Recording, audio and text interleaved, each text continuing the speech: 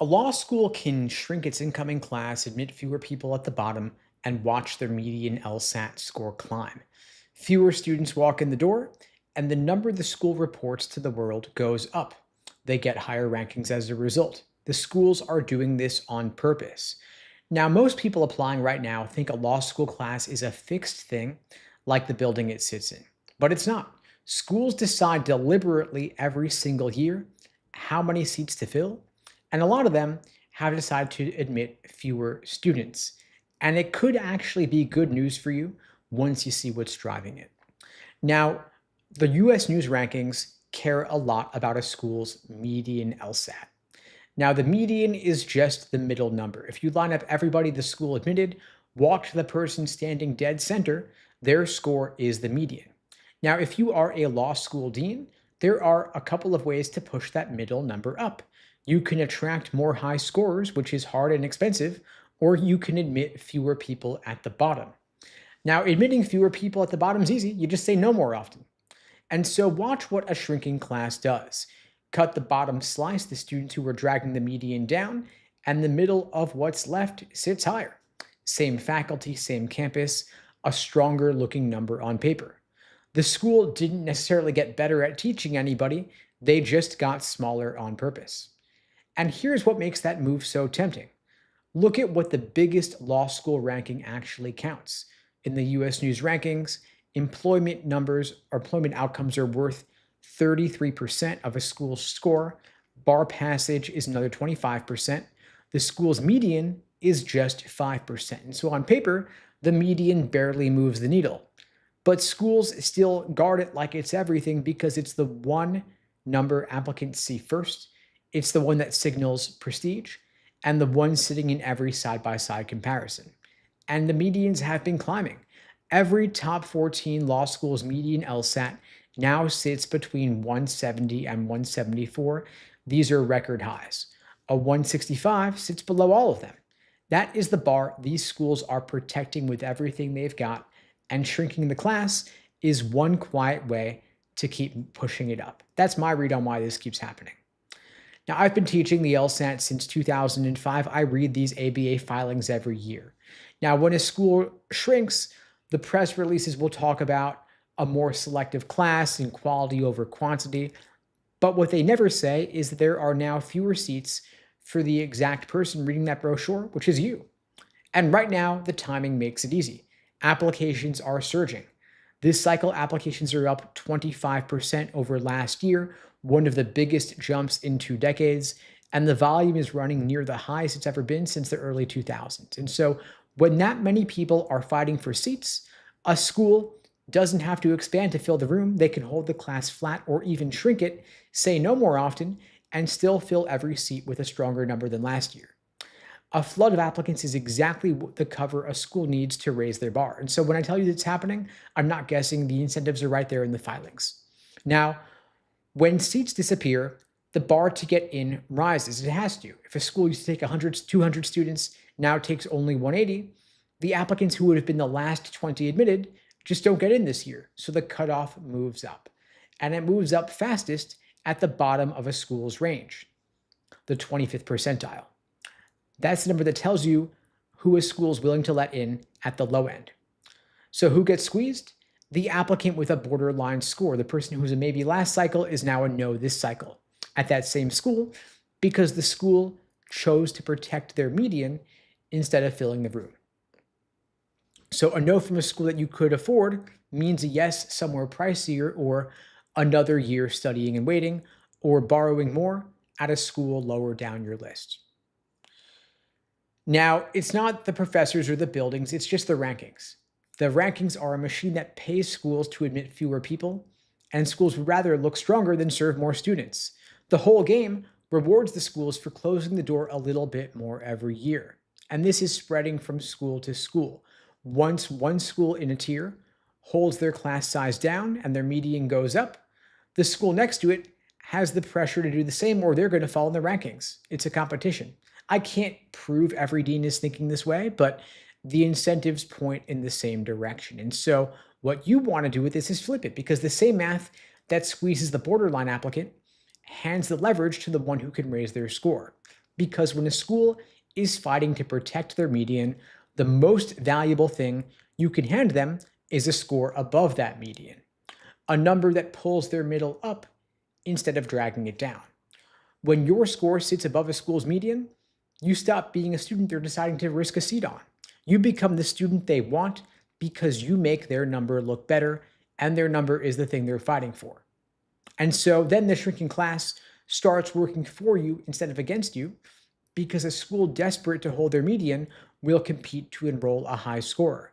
And that same score starts pulling scholarship money, because a school will spend to buy a number that protects their ranking. Same person, same GPA, a different number on one test. It's the difference between being the applicant a shrinking school cuts and the applicant a shrinking school pays. And so what you want to do is pull the school's 509 report. It's a public 2-page PDF. You just Google the school's name plus 509 report, and you're looking at a few things over the last few years. You want to look at their class size. Is the 1L class getting smaller year over year? If so, the school could be playing the median game. Tells you the bar there is rising. Then you want to look at the median and the 25th percentile. If the class is shrinking and the 25th percentile score is climbing, that's the door closing at the bottom.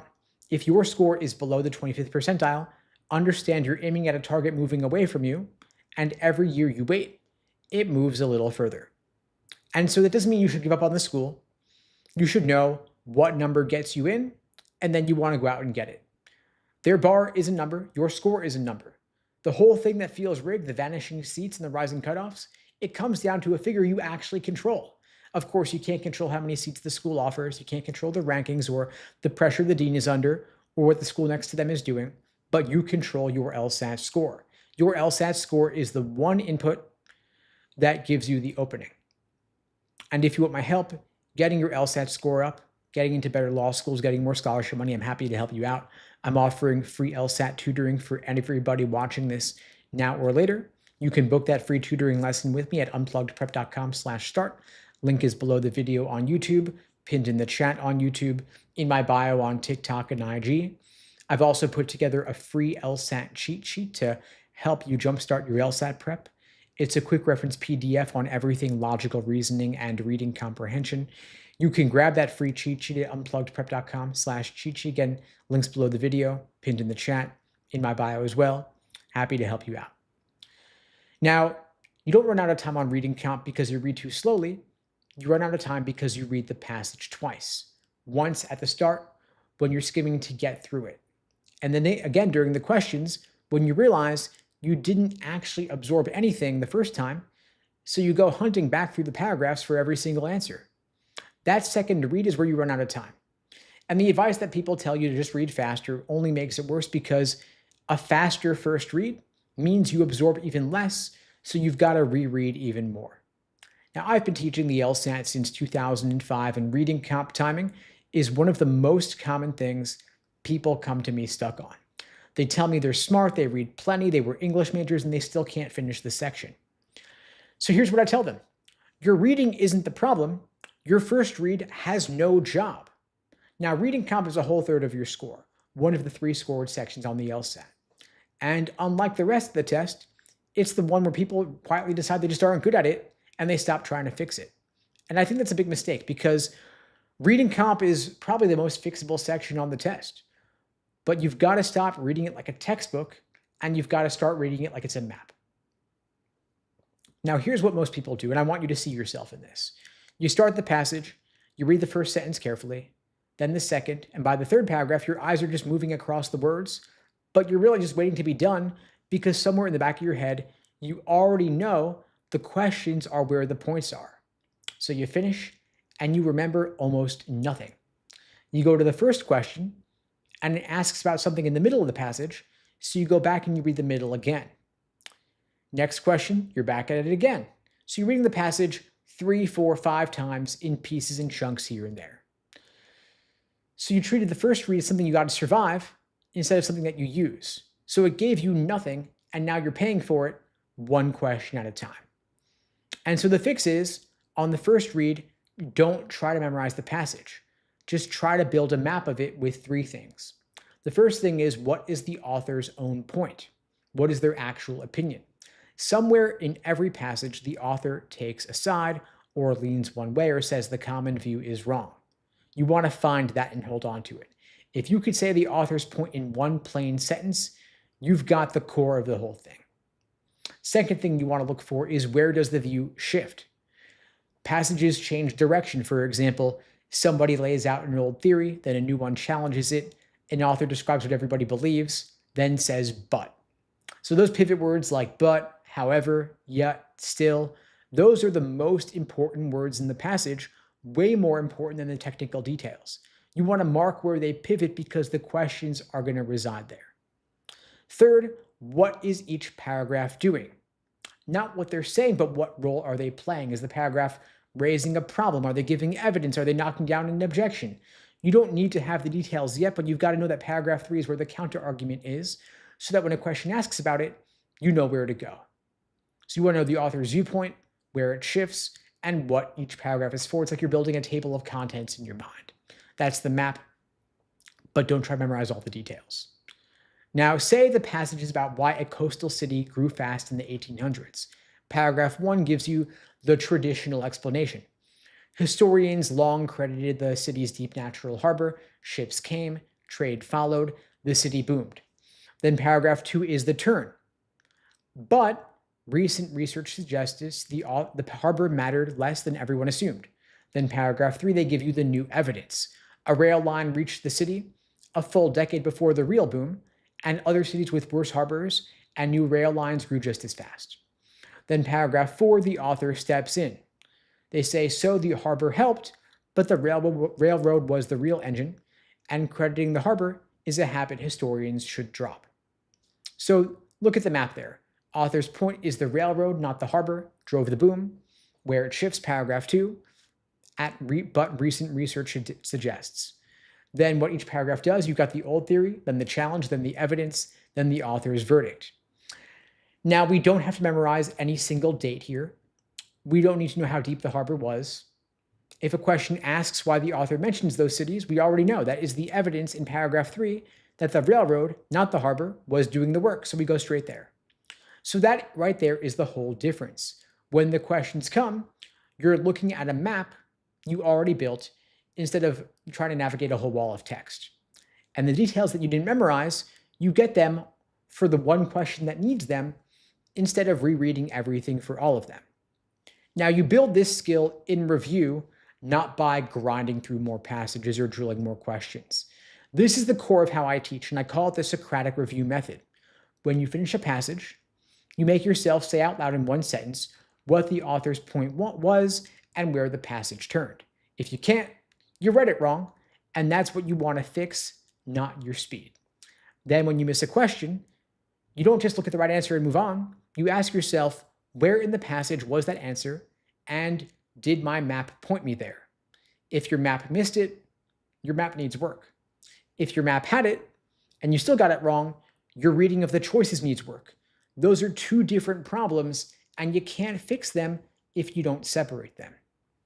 That right there is the difference between the person who does 50 passages and gets faster and the person who does 50 passages and stays exactly where they were. The number of passages is not the point. What matters is whether you built that muscle of mapping passages or you just kept reading passively and hoping it would click. So here's the whole thing start to finish. Your first read has one job: build the map. You want to get the author's point, where the view shifts, what each paragraph is for. Then you answer the questions from your map, and you only dip back into the passage for the specific detail a specific question needs one time.